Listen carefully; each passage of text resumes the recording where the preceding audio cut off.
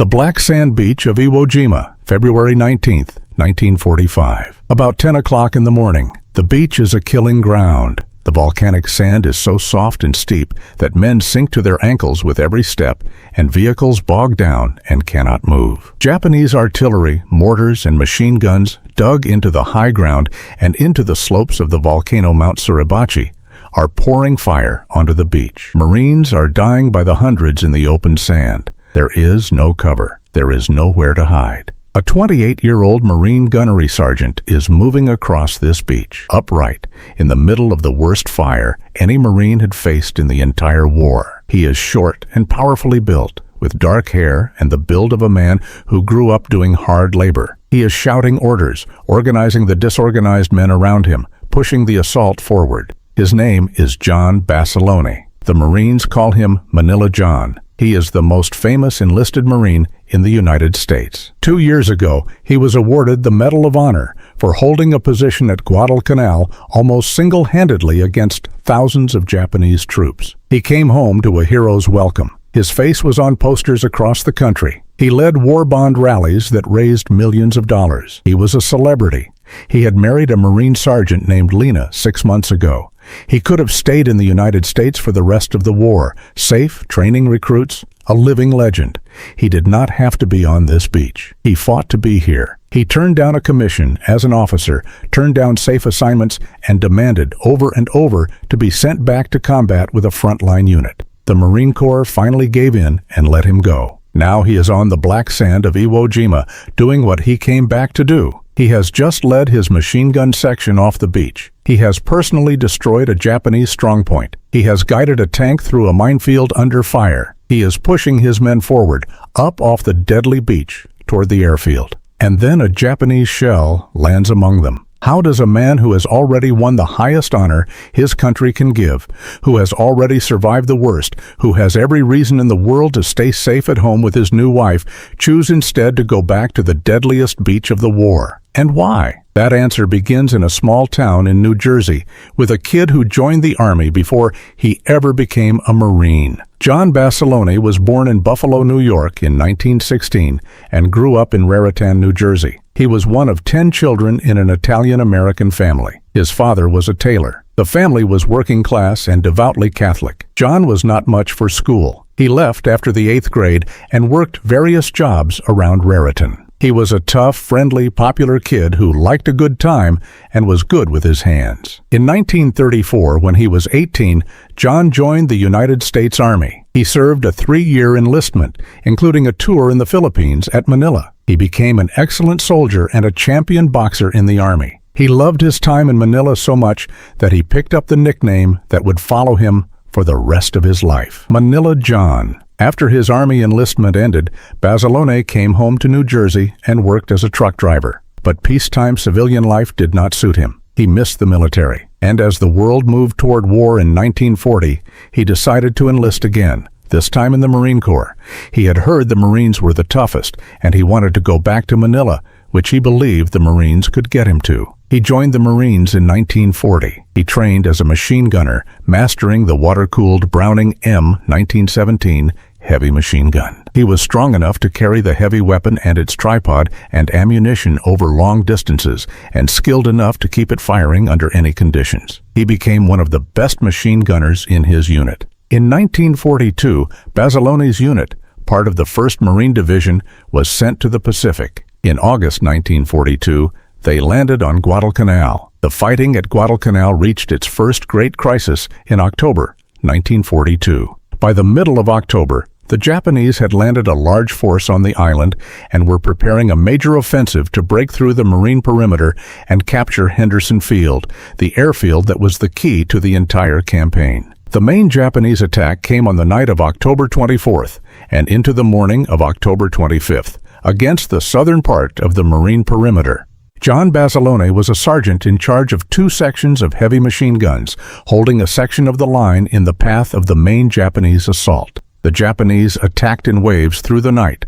Thousands of soldiers came out of the jungle and threw themselves against the Marine positions. Basilone's machine guns were at the center of the defense. They fired continuously through the night, mowing down the attacking Japanese, who kept coming in wave after wave. What Basilone did that night became legend. His guns fired so continuously that the barrels overheated, and the water in the cooling jackets boiled away. Ammunition ran low. One of his gun crews was knocked out, the men killed or wounded. Basilone moved between the gun positions under heavy fire, repairing guns, redistributing ammunition, and keeping the weapons firing. At one point, when ammunition for the guns ran critically low, Basilone ran through hostile fire to bring up more. He sprinted back and forth across ground swept by Japanese machine guns and infantry, carrying ammunition to his crews, with Japanese troops sometimes only yards away. When one of his machine guns jammed and the other position was overrun, Basilone repaired the jammed gun himself,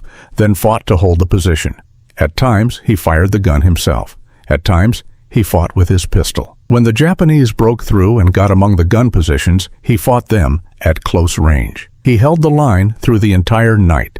His guns, and his refusal to let them fall silent, were a major reason the Japanese assault failed to break through to the airfield. In the morning, the ground in front of his position was covered with the bodies of the Japanese attackers. Estimates of the number killed in front of his guns ran into the hundreds. For his actions that night, John Basilone was awarded the Medal of Honor. The citation read, in part, "For extraordinary heroism and conspicuous gallantry, Orochi in action against enemy Japanese forces above and beyond the call of duty, while serving with the 1st Battalion, 7th Marines, 1st Marine Division in the Lunga area, Guadalcanal, Solomon Islands, on October 24th and 25th, 1942. While the enemy was hammering at the Marines' defensive positions, Sergeant Basilone, in charge of 2 sections of heavy machine guns, fought valiantly to check the savage and determined assault. In a fierce frontal attack with the Japanese blasting his guns with grenades and mortar fire,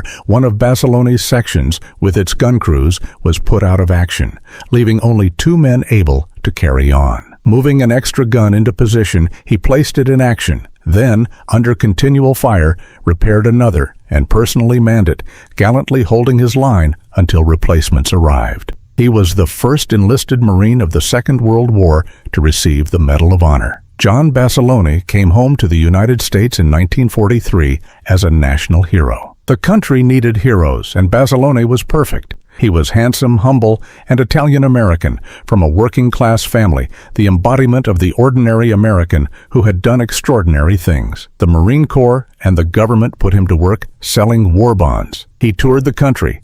He spoke at rallies. He appeared with movie stars and politicians. His hometown of Raritan, New Jersey, held an enormous parade in his honor, with tens of thousands of people lining the streets. He raised millions of dollars in war bonds. He was on the cover of magazines. He was, for a time, one of the most recognized faces in America. The Marine Corps wanted to keep him doing this. He was worth more to the war effort selling bonds and inspiring the public than he could ever be worth in combat. They offered him a commission as an officer. They offered him a permanent assignment as an instructor at a training base, teaching machine gun tactics to recruits. A safe and prestigious job for the rest of the war. They wanted to protect their hero. Basilone refused all of it. He wanted to go back. He wanted to return to a combat unit and fight alongside the Marines who were still in the Pacific. His friends and his family could not understand it. He had done his part. He had won the highest honor in the country. He had survived. He had a chance to spend the rest of the war safe at home. Why would he throw that away to go back to the fighting? A reporter asked him about it during the bond tour. The reporter pointed out that he could stay home, that he had earned the right, that he did not need to risk his life again. Basilone said, "I am a machine gunner. That is what I am. I am not a museum piece. I do not want to spend the war giving speeches and shaking hands while my buddies are getting shot at. My place is with them." The reporter said, "But you have already done so much. You have the Medal of Honor. No one would think less of you for staying." Basilone said, "I would think less of me. Those kids out there in the Pacific are doing the fighting. I trained to be a machine gunner, and I am good at it. And the right place for a good machine gunner is at the front, not on a stage. I cannot sell bonds while other men do my fighting for me. I just cannot do it. He requested transfer back to combat over and over. The Marine Corps kept refusing. He kept asking. Finally, in late 1943, worn down by his persistence, the Marine Corps relented. They let him return to the Fleet Marine Force and train for combat with a new unit, the 5th Marine Division, which was preparing for the invasions to come. While training with the 5th Marine Division at Camp Pendleton in California, John Basilone met a Marine sergeant named Lena Riggi. Lena was a member of the Marine Corps Women's Reserve, serving in the support roles that freed up men for combat. She was strong-willed, independent, and not impressed by Basilone's fame. He fell for her completely. They were married in July 1944 in a Catholic church near the base. They had a brief honeymoon. Then Basilone shipped out with his division for the Pacific. He left his new wife behind. He had been married for only a few months. He could still have found a way out, even then. He chose to go. The target was Iwo Jima. Iwo Jima was a small volcanic island, 8 square miles of black sand and rock, dominated by the dead volcano Mount Suribachi. It was strategically vital because of its airfields, which lay on the route between the American bomber bases in the Marianas and the Japanese home islands. The Japanese had turned it into one of the most heavily fortified positions in the history of warfare, with miles of tunnels, bunkers, and gun positions dug into the rock. The Marines landed on the morning of February 19th, 1945. The landing was a nightmare from the first moment. The black volcanic sand was so soft that men sank into it and vehicles could not move. The beach was a steep slope of loose ash that gave way underfoot, and the Japanese, who had held their fire as the first waves landed, opened up with everything they had once the beach was crowded with Marines. Artillery, mortars, rockets, and machine gun fire swept the beach. The Marines were caught in the open, unable to dig in because the sand collapsed back into any hole they dug, unable to advance because the slope was so steep and soft. They died in the hundreds in the first hours. John Basilone landed with the 1st Battalion, 27th Marines. He came ashore into the chaos and the fire, and he did exactly what he had come back to do. He refused to let his men freeze on the beach. He knew that staying on the beach meant death, that the only way to survive was to push forward, off the killing ground, toward the enemy positions. He got his machine gun section organized and moving. He led them off the beach and toward the first Japanese strongpoint. A Japanese blockhouse was holding up the advance, pouring fire on the Marines. Basilone worked his way around it, alone, and single-handedly attacked and destroyed it, using grenades and demolitions to knock it out. With the strongpoint silenced, the Marines around him could move. Then he saw an American tank that had become trapped in a minefield under heavy Japanese fire. Basilone stood up in the open, under fire, and guided the tank through the minefield to safety, directing it foot by foot through the mines while Japanese gunners tried to kill him. He kept pushing forward, leading his men up off the beach toward the edge of the airfield. He moved among them, upright, organizing the attack, refusing to take cover, doing the work of a leader in the worst fire imaginable. The young Marines around him, many of them in combat for the first time, followed the famous gunnery sergeant who seemed to be everywhere and afraid of nothing. And then, as Basilone and a group of his Marines moved forward near the edge of the airfield, a Japanese shell landed among them. The explosion killed John Basilone and several of the Marines with him. He died. Instantly, on the first morning of the battle, leading his men forward off the beach he had known would be a killing ground. He was 28 years old. He had been on Iwo Jima for a few hours. John Basilone was awarded the Navy Cross posthumously for his actions on Iwo Jima. The Navy Cross is the second highest decoration the Navy and Marine Corps can give for valor, just below the Medal of Honor. Basilone became one of the very few Marines in history to hold both the Medal of Honor and the Navy Cross. He earned the first holding a line at Guadalcanal almost single-handedly. He earned the second leading his men off the beach at Iwo Jima in the first hours of the battle before he was killed. The Navy Cross citation described how he destroyed the Japanese blockhouse single-handedly, how he guided the tank through the minefield under fire, and how his leadership and courage inspired the Marines around him to push forward off the deadly beach. The fact that he had come back at all was the heart of his story. Basilone did not have to be on Iwo Jima. He had already given his country everything it could ask. He had the Medal of Honor. He had a hero's reputation.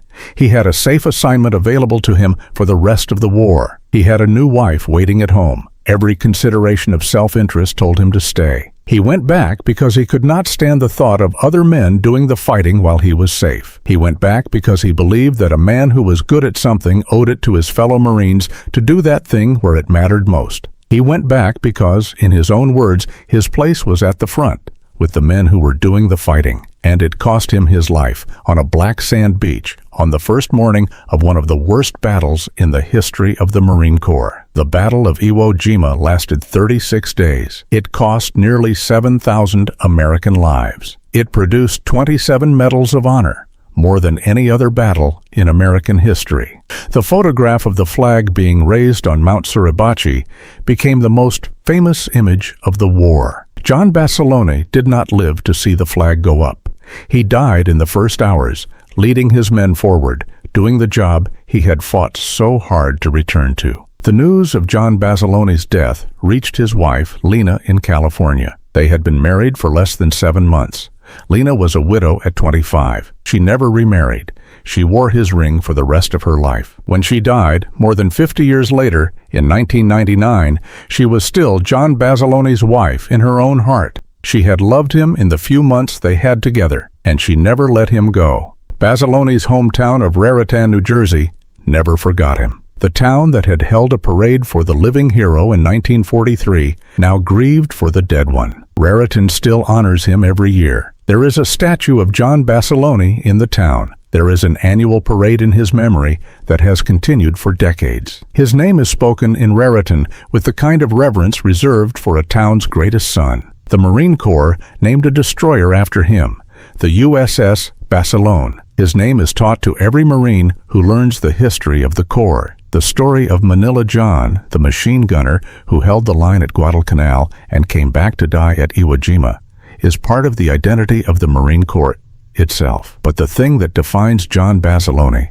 the thing that separates him from other heroes, is the choice. He is remembered not only for what he did at Guadalcanal, which was extraordinary, but for the decision he made afterward. He had won. He had survived. He had every reason to stay home, and he chose to go back. A Marine who had served with Basilone and survived the war was asked decades later why he thought Basilone had gone back when he could have stayed safe. The old Marine thought about it for a long time. He said, "People ask that like it is a puzzle, like there must be some complicated reason. There was no complicated reason. John went back because he could not live with himself if he stayed home while the rest of us were getting killed. That is the whole thing. He was the kind of man who could not enjoy being safe while his buddies were in danger. It would have eaten him alive, so he went back, and he died. And I have spent the rest of my life knowing that one of the finest men I ever knew chose to come back and die alongside guys like me when he did not have to." He paused. He said, "I had a long life, children, grandchildren. John did not get any of that. He had 7 months with his wife, and then he was gone. And he chose it. He chose us over all of it. I do not know how to repay something like that. I do not think it can be repaid. All you can do is remember it and try to be worth it. I have tried my whole life to be worth what John Basilone gave up. I do not know if I have managed it, but I have tried. If your father, your grandfather, your uncle, anyone in your family served in the 5th Marine Division, fought at Iwo Jima, served with the 7th Marines at Guadalcanal, or served as a Marine machine gunner anywhere in the Pacific, leave their name in the comments below, their unit, where they served. Don't just leave the name. Tell us one thing about them, one thing they did, or one thing they said, or one thing you remember. The men who landed on that black sand beach deserve more than a name in a database. They deserve to be remembered as people. Subscribe if you want the next story. There are more of them.